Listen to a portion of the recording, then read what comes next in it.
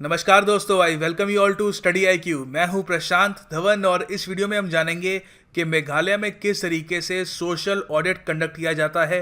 मेघालय में किस तरीके से यहाँ पे सोशल ऑडिट पर लॉ इंट्रोड्यूस कराया गया। बाकी जो देश है, the rest of the country, किस तरीके से मेघालय से सीख सकता है।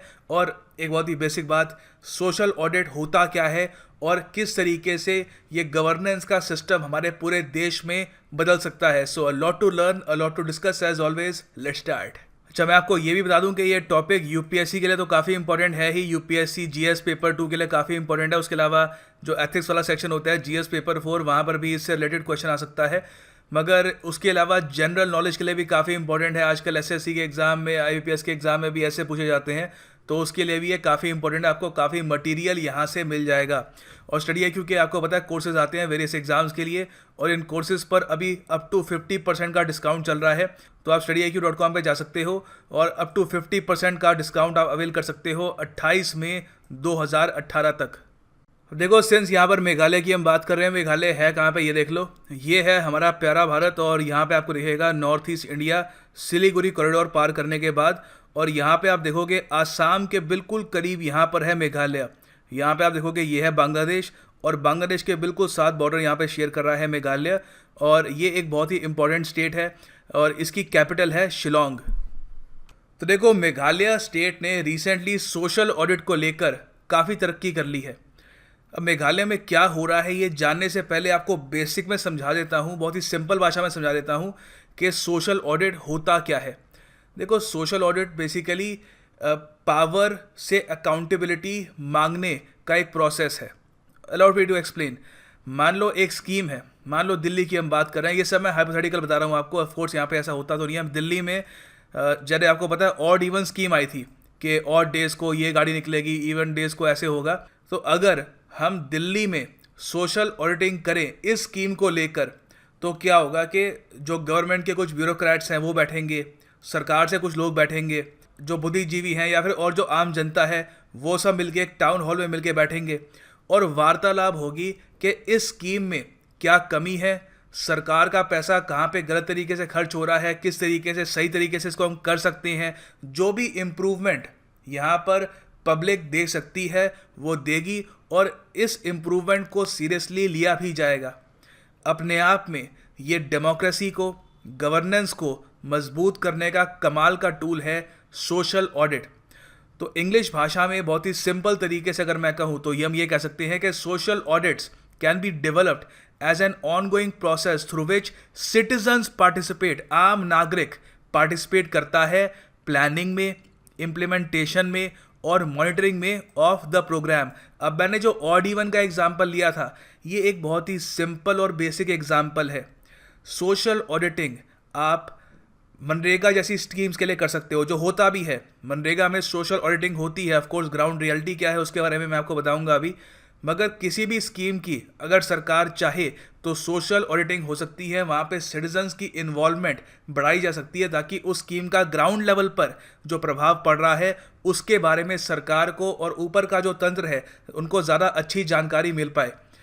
तो एक तरीके से आप ये कह सकते हो कि सोशल ऑडिट एक गुड गवर्नेंस के लिए टूल तो है, मगर कई मायनों में ये गुड गवर्नेंस के टूल से भी कई ज़्यादा आगे है, उससे भी काफ़ी महत्वपूर्ण है। तो देखो, सोशल ऑडिट आप ये तो समझ गए हो कि जो गवर्नमेंट ऑडिट होता है उससे काफ़ी डिफरेंट है। आई एम श्योर आपने ये जो शब्द है ऑडिट, इसके बारे में सुना होगा। ऑडिटर की पोस्ट भी निकलती है एसएससी में, वेरियस एग्जाम्स में। तो आपको पता है सरकार में सबसे बड़ा ऑडिटर होता है controller and auditor general of India, जिसको हम सीएजी के नाम से भी जानते हैं। आई एम श्योर इसके बारे में आपको पता होगा। सोशल ऑडिट जो है ये कंडक्ट किया जाता है jointly by the government and the beneficiaries of the scheme.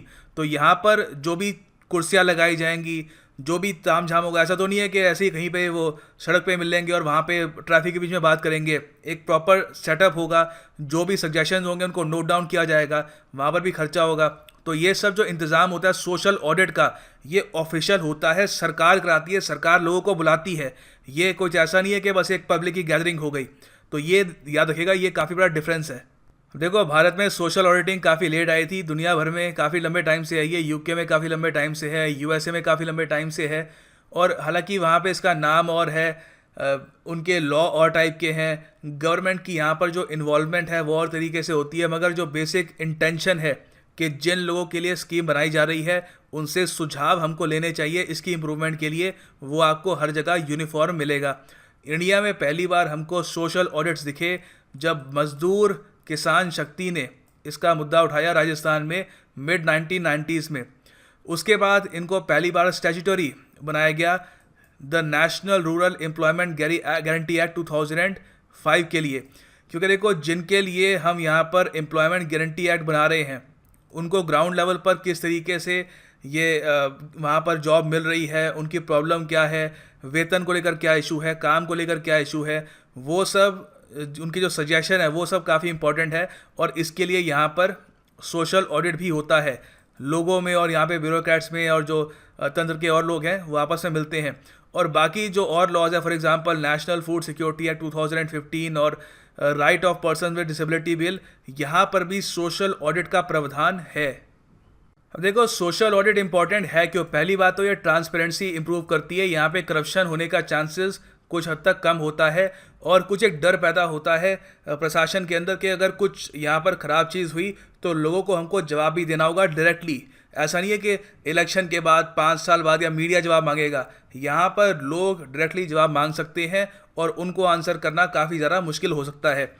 फिर दूसरा देखो एक काफ़ी इंपॉर्टेंट यहाँ पे इशू ये भी है कि इससे एक आप कह सकते हैं कल्चर डेवलप होता है सरकार को क्वेश्चन करने का। अगर आप एक कैडर तैयार कर देते हैं of social auditors panchayat level पे, तो उन लोगों को डीपर अंडरस्टैंडिंग मिलेगी कि किस तरीके से सरकार का खर्चा होता है, पॉलिसी मेकिंग प्रोसेस क्या है, सरकार करना क्या चाहती है, किसको फ़ायदा करना चाहती है, ये पैसा किसके लिए इन दी एंड होना चाहिए, इस सब के बारे में उनको ज़्यादा अच्छी जानकारी मिल सकती है। और इसका एक सुनहरा एग्जांपल आंध्र प्रदेश में हमको दिखा है, बाकी स्टेट्स में भी दिखा है, मगर आंध्र प्रदेश में काफ़ी अच्छे तरीके से इसको यूज़ किया गया है। सोशल ऑडिट्स की वजह से यहाँ पर मनरेगा स्कीम में पिछले 9 साल में 50 करोड़ रुपए रिकवर हुए हैं। बहुत बड़ी बात है, मतलब कि ये पैसा और तरीके से यूज़ किया जा रहा था या फिर मिसमैनेज हो रहा था, तो वहाँ पर लोगों ने अपनी आवाज़ उठाई कि आप इस तरीके से ये चीज़ क्यों नहीं करते। अब ऑफ कोर्स यहाँ पे मैं डिटेल में नहीं जाऊँगा, काफ़ी लंबी वीडियो हो जाएगी, मगर लोगों की यहाँ पर आवाज़ सुनी गई सोशल ऑडिटिंग के ज़रिए, और हमको यहाँ पर टैंजिबल बेनिफिट भी दिखे इसके। अब देखो recently Tata institute of social sciences TISS की एक एक्सपर्ट है यहाँ पर एबी जॉर्ज, इन्होंने एक बहुत ही बढ़िया सजेशन ये दिया कि सोशल ऑडिटिंग प्रोसेस को और ज़्यादा स्ट्रेंथन करने के लिए इसको CAG controller and auditor general of India के नीचे इसके अंडर लाना चाहिए। इससे क्या होगा कि सोशल ऑडिटिंग प्रोसेस को ज़्यादा एक आप कह सकते हैं एविडेंस बेस्ड पॉलिसी मेकिंग के अंडर हम ला सकते हैं। मतलब कि यहाँ पे जो डेटा होगा वो डायरेक्टली CAG देखेगा, और CAG यहाँ पर कैलकुलेट कर सकता है कि कौन सी स्कीम पे कितना पैसा यहाँ पे जा रहा है और किस तरीके से यहाँ पर टैक्स पेयर का पैसा यूज़ किया जा रहा है। इससे क्या होगा कि जो आम टैक्स पेयर है, मतलब कि आप जैसे लोग, हम जैसे लोग, हमारा जो टैक्स है ये किस तरीके से यूज़ किया जा रहा है उसके बारे में हमको ज़्यादा अच्छा आइडिया लग सकता है। वो सही जगह यूज़ हो रहा है नहीं हो रहा, उसको लेकर सोशल ऑडिटिंग भी होगी। मतलब ऐसा नहीं होगा कि एक बार कोई स्कीम बन गई, उसकी इम्प्लीमेंटेशन कैसे हो रही है उसके बारे में 5 साल बाद इलेक्शन के बाद ही देखा जाएगा। तो ये काफ़ी इंपॉर्टेंट एस्पेक्ट है इसका। अब देखो रिसेंटली मेघालय स्टेट ने सोशल ऑडिटिंग को लेकर काफ़ी तरक्की करी है। अप्रैल 2017 में मेघालय इंडिया का पहला स्टेट बन गया था to pass a social audit legislation. इसका नाम है the Meghalaya community participation and public service social audit act. ये काफ़ी इंपॉर्टेंट है। देखो पहली बात तो क्या है, रेस्ट ऑफ इंडिया में मेघालय को छोड़ के अगर हम बाकी जो स्टेटें हैं हमारी वहाँ पर देखें, पहली बात तो आपको ये बता रहा हूँ, अभी के लिए जो सोशल ऑडिटिंग होती है वो स्टेट लेवल पर ही होती है। ठीक है, यहाँ पे सेंटर की जो यहाँ पर इंटरफेरेंस है, मतलब सेंटर की जो पार्टिसिपेशन है काफ़ी कम है। दूसरी बात, सिंस ये स्टेट्स के ऊपर है कि सोशल ऑडिटिंग कैसे होगी और बहुत ही लिमिटेड स्कीम्स पर सोशल ऑडिटिंग होती है, तो यहाँ पर पावर लोगों के पास काफ़ी कम है। पहला तो इशू ये है। दूसरा इशू ये भी है कि कुछ स्टेट्स में सोशल ऑडिटिंग के लिए फंडिंग आराम से मिल जाती है, कुछ स्टेट्स में फंडिंग ही नहीं मिलती। मतलब कि एक कोई हॉल बुक होगा, चेयर्स होंगी, सोशल ऑडिटिंग होगी, उसके लिए आपको जो फंड चाहिए वो भी अवेलेबल नहीं होते। तो कुछ स्टेट्स यहाँ पर प्रोएक्टिव हैं, कुछ नहीं है, ये भी इशू है। तो मेघालय ने यहाँ पर ये कर दिया कि देखो सोशल ऑडिटिंग हमारी स्टेट में कम से कम 21 स्कीम्स में होगी। ऑलराइट, 21 स्कीम्स में मेघालय में सोशल ऑडिटिंग किया जाएगा और 11 डिपार्टमेंट्स को भी यहाँ पर ला दिया गया है। मतलब कि अकाउंटेबिलिटी जो है उनकी काफ़ी हद तक बढ़ा दी गई है, और साथ में ये भी कर दिया गया है कि सोशल ऑडिटिंग के लिए जो फंडिंग चाहिए वो भी आराम से अवेलेबल होगी, ताकि सब लोग आराम से एक जगह इकट्ठा हो सकें और पब्लिक आराम से जो भी उनका ओपिनियन है किसी भी स्कीम को लेकर वो कन्वे कर सके। तो देखो, मेघालय ने यहाँ पर सोशल ऑडिटिंग को लेकर जो निर्णय लिया है ये काफ़ी सराहनीय इसलिए भी है क्योंकि मेघालय एक 6th शेड्यूल एरिया है। मतलब कि यहाँ पर जो भी ऑडिट्स होने थे या अभी जो हो रहे हैं ये ट्रेडिशनल ट्राइबल इंस्टीट्यूशंस के ऊपर बिल्ड होने थे। मतलब कि यहाँ पर जिस तरीके से ऑडिटिंग होगी वहाँ पे जो ट्राइब्स के लोग हैं उनको उनकी जो इन्वॉल्वमेंट है वो भी बढ़ चढ़ के होनी थी। तो ये प्रॉपर तरीके से इम्प्लीमेंट कर पाना काफ़ी एक सराहनीय काम है। अच्छा, ये 6th शेड्यूल एरिया क्या है? देखो, हमारे संविधान में आपको पता है स्पेशल प्रोविजंस हैं ट्राइबल डोमिनेटेड एरिया के लिए, जहाँ पे हमारी 4 स्टेटें आती हैं, आसाम, मेघालय, त्रिपुरा, मिजोरम। तो as per article 244 of the Indian constitution और 6th शेड्यूल इन एरिया को हम कहते हैं ट्राइबल एरियाज। तो यहाँ पर जब सोशल ऑडिटिंग करानी थी तो यहाँ पे जो ट्राइबल्स है इनको भी यहाँ पर इनवाइट करना था, इनको भी एक प्रॉपर प्लेटफॉर्म देना था। तो ये भी किया गया, और ये जो आप कह सकते हैं, मैं ये शब्द इस्तेमाल करूँगा, एक्सपेरिमेंट बहुत ही सक्सेसफुल रहा है। और जहाँ तक हम देख पा रहे हैं यहाँ पर अकाउंटेबिलिटी बढ़ रही है और लोग काफ़ी खुश हैं ये जानकर कि जो भी स्कीम्स यहाँ पे इम्प्लीमेंट की जा रही है उसको वो डायरेक्टली क्वेश्चन भी कर सकते हैं। और अगर मान लो कुछ एक स्कीम में कुछ इशू है, मान लो कि कोई फॉर एग्जांपल कोई स्कीम है कि सड़कें बनाने की कोई स्कीम है, वहाँ पे लोग कह सकते हैं कि एक सड़क बिना वजह किसी एक रूट पे बन रही है, वहाँ पे ना कोई इंपॉर्टेंस है उसकी, तो वहाँ पे हम पैसा क्यों खर्च रहे हैं, और जगह क्यों नहीं खर्च रहे। तो यहाँ पर एक बहुत ही अच्छे तरीके से लोगों की पार्टिसिपेशन हो रही है। तो ये मॉडल तैयार हो गया कि किस तरीके से हम बाकी स्टेट्स में भी सोशल ऑडिटिंग शुरू कर सकते हैं। देखो, मेघालय में सोशल ऑडिटिंग को लेकर जो कानून इंट्रोड्यूस किया गया था स्टेट गवर्नमेंट द्वारा, वो इन सब चीज़ों को ध्यान में रख के किया गया था। पहली बात तो शेयरिंग इन्फॉर्मेशन अबाउट स्कीम्स, ये अपने आप पे काफ़ी इंपॉर्टेंट है। जब आप एक तरीके से ऐसी गैदरिंग करते हो लोगों की और जहाँ पे सरकार के लोग भी वार्तालाप कर रहे हैं, तो वहाँ पर कोई स्कीम है उससे रिलेटेड इन्फॉर्मेशन भी लोगों को मिल जाएगी, क्योंकि सब लोग बहुत ज़्यादा लिटरेट नहीं होते, उनको एक्सेस नहीं होता इंटरनेट का, उनको पता नहीं होता कि किस तरीके से वो जान सकते हैं कि सरकार ने कौन सी स्कीम इंट्रोड्यूस करी है। तो ये काफ़ी ईजिली हो पाएगा यहाँ पे। फिर है enhancing awareness amongst people about their entitlement, कि उनको क्या एंटाइटलमेंट मिलते हैं, कि सरकार उनको क्या दे चुकी है। काफ़ी बार लोगों को ये पता नहीं लगता कि उनको क्या मिल चुका है। सरकार ने दिल्ली में बैठ के कौन से पेपर में कह दिया कि हाँ लोगों को ये दे दो, मगर जहाँ पे कई हज़ारों किलोमीटर दूर लोग होते हैं उनको पता नहीं लगता कि उनको क्या मिल चुका है। तो उनके जो एंटाइटलमेंट है उसके बारे में अवेयरनेस भी उनको मिलेगी। फिर ये है detecting beneficiaries who were eligible, तो जिनको एंटाइटलमेंट्स मिलनी चाहिए उनको हम यहाँ पर डिटेक्ट भी कर सकते हैं। फिर है recording people's testimonies and registering their grievances, लोगों की जो शिकायतें हैं किसी भी स्कीम को लेकर वो यहाँ पे रजिस्टर की जाएंगी। और सिंस ये एक पूरे सरकारी प्लेटफॉर्म में होगा तो सरकार इसको सीरियसली लेगी भी।